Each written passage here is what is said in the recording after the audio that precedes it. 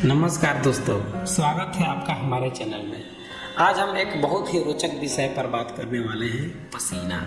क्या आपने कभी सोचा है कि हमारे शरीर से पसीना क्यों निकलता है या क्यों होता है और इससे हमारे स्वास्थ्य पर क्या असर पड़ता है? आज के वीडियो में हम जानेंगे कि पसीना कैसे हमारे शरीर को ठंडा रखने में मदद करता है और इससे जुड़े कुछ आश्चर्यजनक तथ्य भी बताने वाले हैं। तो बने रहिए हमारे साथ और आइए जानते हैं पसीने का असली रहस्य क्या होता है। तो सबसे पहले समझते हैं कि पसीना होता क्या है। पसीना जो हमारे शरीर से निकलने वाला तरल पदार्थ होता है, दरअसल हमारे शरीर के तापमान को नियंत्रित करने का एक तरीका है। शरीर की त्वचा में पसीने के ग्रंथियां होती हैं। ये ग्लैंड्स तब सक्रिय होते हैं जब हमारा शरीर गर्म होने लगता है। अब बात करते हैं कि आखिर हमारे शरीर से पसीना क्यों निकलता है। जब भी हमारा शरीर गर्म हो जाता है, चाहे वह किसी एक्सरसाइज के कारण हो, मौसम के कारण हो या फिर किसी मानसिक तनाव के कारण हो, हमारा मस्तिष्क शरीर को ठंडा रखने के लिए पसीने के ग्रंथियों को सक्रिय कर देता है। पसीना त्वचा की सतह पर आता है और जब यह वाष्पित होता है तो शरीर का तापमान कम होता है। यही प्रक्रिया हमें हाइड्रेटेड और ठंडा रखने में मदद करती है। क्या आप जानते हैं कि पसीने के भी अलग अलग प्रकार होते हैं?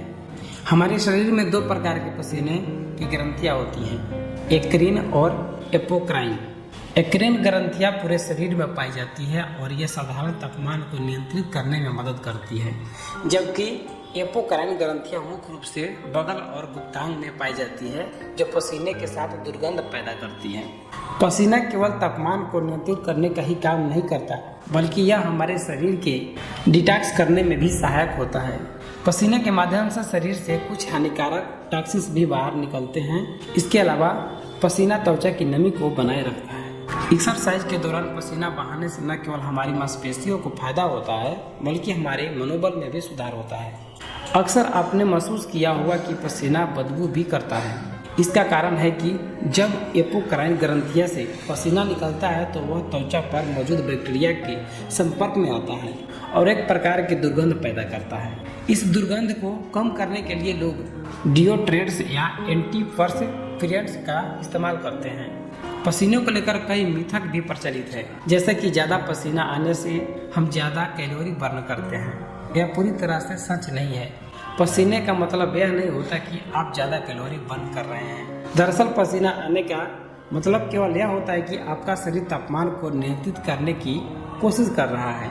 तो दोस्तों, आज हमने जाना कि आखिर पसीना क्यों आता है और इसका हमारे शरीर पर क्या प्रभाव पड़ता है। यह सिर्फ एक असुविधा नहीं है, बल्कि हमारे शरीर के लिए बेहद फायदेमंद है। उम्मीद है कि आपको इस वीडियो से पसीने के बारे में पूरी जानकारी प्राप्त हो गई होगी।